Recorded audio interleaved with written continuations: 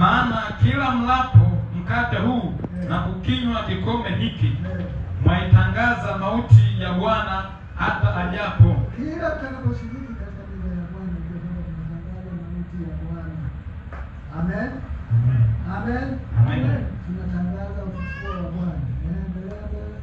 Basi kila aulaye mkate huo au kukinywea kikombe hicho cha Bwana isivyostahili atakuwa amejipatia hatia ya mwili na damu ya Bwana. Hapo rudia tena. Basi kila aulaye mkate huo au kukinywea kikombe hicho cha Bwana isivyostahili, kama isivyostahili, manake uruhusiwi kushiriki meza ya Bwana kama huko sawa. Naona mchungaji aliwafunga tunatangaza meza ya Bwana mwezi mzima, kwamba kila mmoja simbebe mtu moyoni, usimuliwe na mtu yeyote, uwe mchombo safi. Kwa hiyo mwezi mzima tunajitakasa. Najua ya kwamba mchungaji aliwaambia. Na nani ambaye haruhusiwi kushiriki meza ya Bwana? Yule ambaye bado hajampokea Yesu Kristo na hajabatizwa maji mengi. Amen. Amen. Wangapi ambao hawajabatizwa maji mengi? Wote tumebatizwa. Mungu abariki sana. Mungu abariki sana. Na mtu ambaye anaoni yani ana kitu moyoni ambacho kipo muda mrefu, usishiriki meza hii. Tutasoma madhara yake ambao walishiriki meza katika kupambaniwa, pasipo ufahamu, pasipo kujua, pasipo kuambiwa.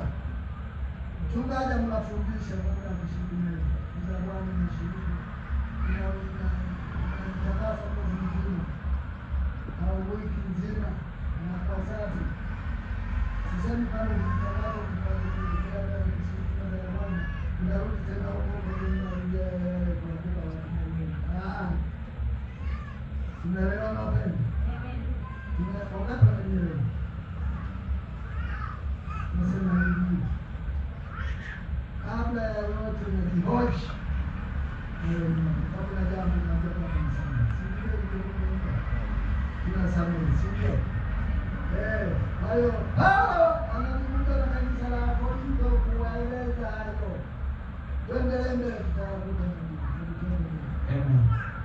27 tarudia. Basi kila aulaye mkate huo au kukinywa kikombe hicho cha Bwana isivyostahili atakuwa amejipatia hatia ya mwili. Isivyostahili maana yake ni mtu ambaye yuko tu mgongo, hajaokoka, hajafanya nini, ni mtu tu yuko anachukua mkate unaleta kitabuleta madhara, na ndiye tukaye tutakayeshiriki kitabuleta madhara.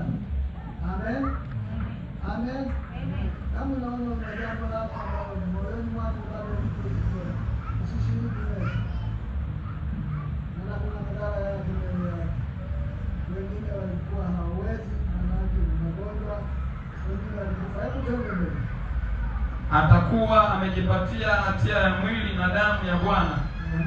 Lakini mtu ajihoji mwenyewe. Mtu ajihoji mwenyewe. Wewe na mimi tujihoji, tuko sawa mbele za Bwana. Ndipo tushiriki mbele za Bwana. Amen. Ni baraka tuko hii na kwa nini kwa ajili yako. Mchungaji alikutangazia kama utafanya hivi na hivi.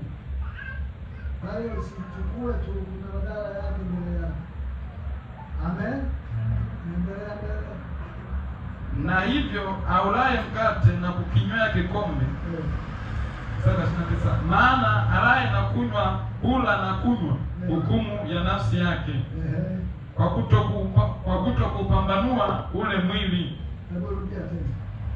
Maana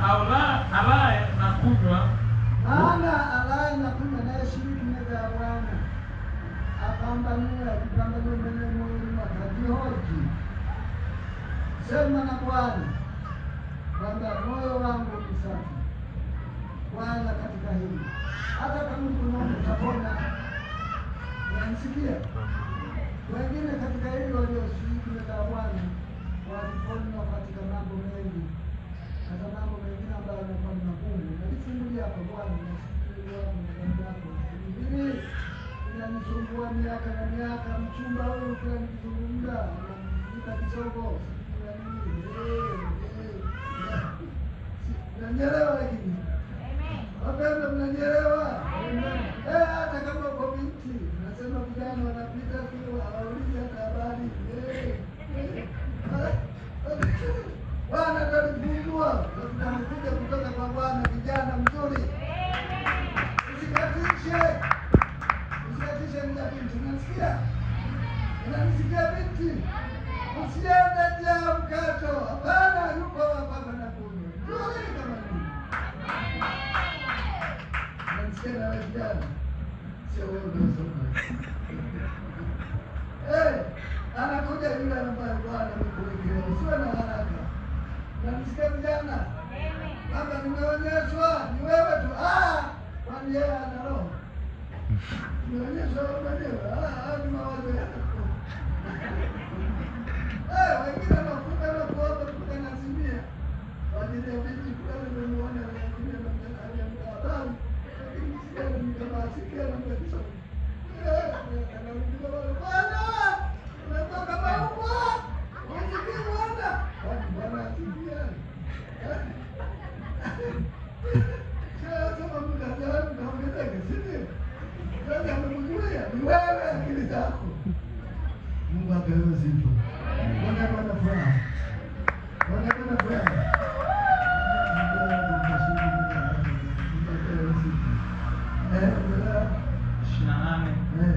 Lakini mtu ajioji mwenyewe na hivyo alaye na hivyo aulaye mkate na kukinywea kikombe, maana alaye na kunywa hula na kunywa hukumu ya nafsi yake, kwa kuto kupambanua ule mwili. Kwa sababu hiyo wako wengi kwenu wengi sana kweli, wako wengi kweli walio hawawezi manake ni wagonjwa. Waliposhiriki meza ya Bwana katika kupambana, waliumwa, wengine walikufa na dhaifu, na watu kadha wa kadha wamelala. Manake wamekufa. Mungu apewe sifa. Hili ni kwa kanisa la Korinto, walikuwa waombe wale watu washinda wale watu waombe, wanataka kuombe, anataka shiriki meza. Lakini nakuja namna hiyo. Ilibidi Paulo akemee kwamba watu wanamea mtakufa. Na kweli walikufa. Walikuwa na vijana vileo. Mbani wa Bwana amekuja amelewa, anapanua mdomo kwa kikona wewe sio. Mungu wetu ni moto ulao. Anatisha. Mungu ni mkombozi. Mungu apewe sifa. Malizie. Lakini kama tungejipambanua nafsi zetu, tusingehukumiwa, ila tuhukumiwapo twarudiwa na Bwana. Tuhukumiwapo, tunapokendewa, tunaonywa na Bwana mwenyewe. Amen. Haleluya. Haleluya. Kama utaki kukendewa basi si mtumwa. Sisi ni watumwa wa Kristo. Anatuona, anatubariki, anatuinua. Haleluya. Haleluya. Amen. Mimi nimefika 30. Ndio nimefikia 31. Basi sio ndio. Mungu apewe sifa. Amen. Mungu atakujalia Yohana sura ya 6. Sura ya 6 mpaka 56. Yohana sura ya 6 mstari wa 51. Amen. Mimi ndimi chakula chenye uzima kilichoshuka kutoka mbinguni. Mtu akila chakula hiki ataishi milele. Ni nani anayesema huko? Yesu. Yeye ni chakula cha uzima. Twende mbele. Na chakula nitakachotoa mimi ni mwili wangu kwa ajili ya uzima wa ulimwengu. Wengi waliosikia neno hilo wanasema sisi ni wale walikufa lakini alikuwa anazungumzia mambo ya rohoni ya ndani ya moyo wa mtu. Kama wewe kukaa ndani, wewe utakuwa na uzima.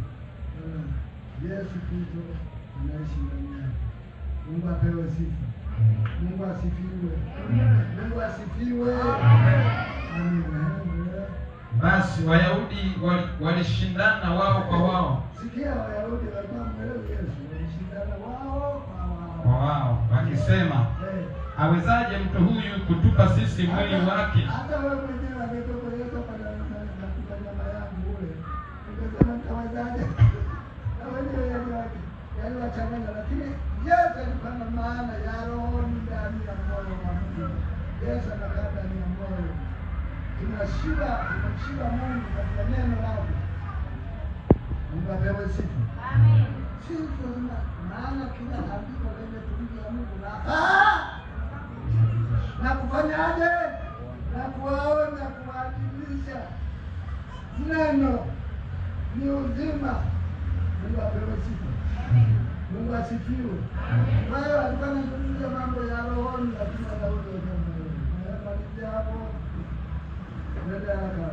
Basi Yesu akawaambia, amini amini nawaambieni, majibu yake hayo, msipoula mwili wake mwana wa Adamu na kuinywa damu yake, hamna uzima ndani yenu. Aulaye mwili wangu na aulaye mwili wangu na kuinywa damu yangu anao uzima wa milele, nami nitamfufua siku ya mwisho. Kwa maana mwili wangu ni chakula cha kweli, mwili wa Yesu ni chakula cha kweli, na damu yangu ni kinywaji cha kweli. Aulaye mwili wangu na kuinywa damu yangu hukaa ndani yangu, nami hukaa ndani yake. Kama vile Baba aliye hai alivyonituma mimi, nami ni hai kwa Baba, kadhalika naye mwenye kunila atakuwa hai kwa mimi. Asante sana. Luka Mathayo 26 mstari wa 27 na 28.